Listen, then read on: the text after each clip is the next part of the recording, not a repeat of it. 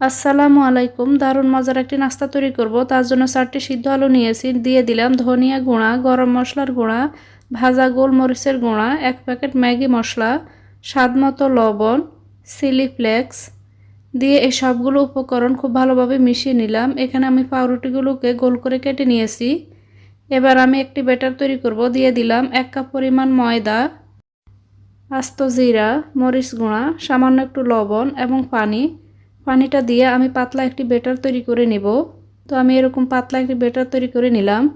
এখানে পাউরুটি স্লাইসের মধ্যে আমি এখানে টমেটো সস লাগিয়ে তার উপরে আমি একটি চিজের স্লাইস দিয়ে দিয়েছি।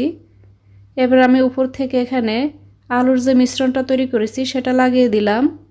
এবার এখানে আমি পাউরুটির একটা স্লাইসের মধ্যে মায়োনিজ নিয়ে তারপর আমি উপর থেকে দিয়ে দিলাম। দিয়ে এখানে ময়দার ব্যাটারের মধ্যে চুবিয়ে তারপর আমি এখানে ব্রেড ক্রাম্ব দিয়ে গড়িয়ে নিব। এবার এগুলোকে আমি তেলে ভেজে নিব।